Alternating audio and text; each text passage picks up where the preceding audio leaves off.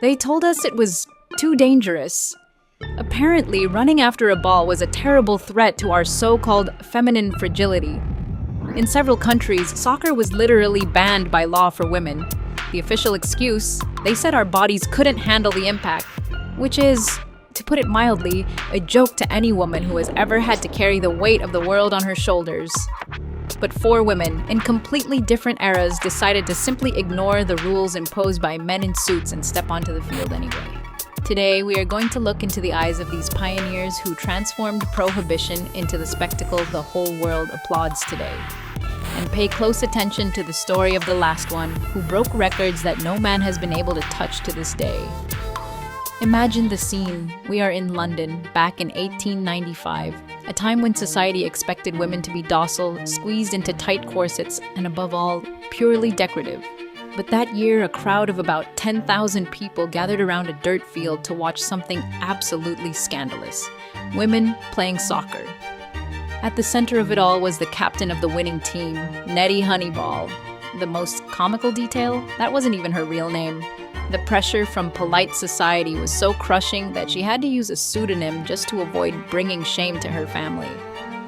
Think about the audacity, walking onto a field knowing thousands of people are only there to laugh at you and deciding your passion is way more important than their opinions. They tried to lock the door on us, but Nettie had already broken the lock. The years went by and we reached the 1920s. This is where we find Lily Parr, a true force of nature. By the age of 14, she was already dominating the fields with a physical power that simply terrified the critics of her time. During her career, Lily scored around 1,000 goals, 1,000 times finding the back of the net in a world that would rather see her knitting. And do you know what the system did when they realized the massive success of brilliant, independent women like her? They panicked, of course. In 1921, the English Football Association banned women's soccer. It was 50 years of prohibition, lasting until 1971. 50 years of executives basically saying you can't play in our backyard, but women like Lily Parr weren't built to keep their heads down. She kept playing, proving that pure talent doesn't ask for permission. In 2002, the world finally had to swallow its pride, making her the first woman inducted into the English National Football Museum's Hall of Fame. That same deep refusal to be tamed perfectly reincarnated into our third heroine, the American icon Megan Rapinoe. She isn't just a modern legend with World Cups and Olympic medals. She understood something magical. The place where you shine is also your soapbox. As one of the greatest goal scorers in history, she used the field as a giant megaphone to demand equality. After all, winning more titles than the men's national team and getting paid less is, to put it mildly, terrible math. With the ball at her feet and a microphone in her hand, Megan shook the old establishment along the way. In 2019, when she won the Golden Ball, she reminded us that we are more than just players. It's our responsibility to fix the world. She didn't just dominate the sport, she received the Presidential Medal of Freedom, proving that the true power of a mature, self-possessed woman lies in never, ever apologizing for her greatness. And this brings us to absolute royalty, the woman who took all the stones thrown at women's soccer and built an unshakable castle. Marta, our queen.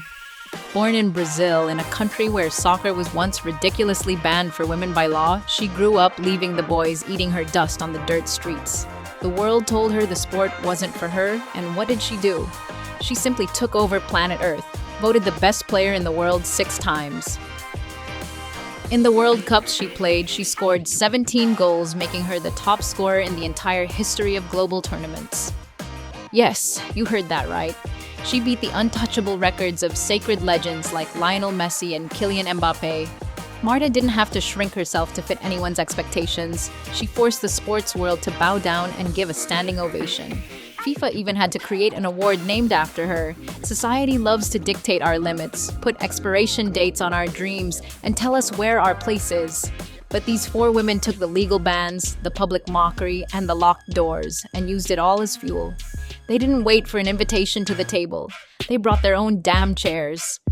What about you? What are they telling you that you can't do, that you should already be doing with all the fire in your soul?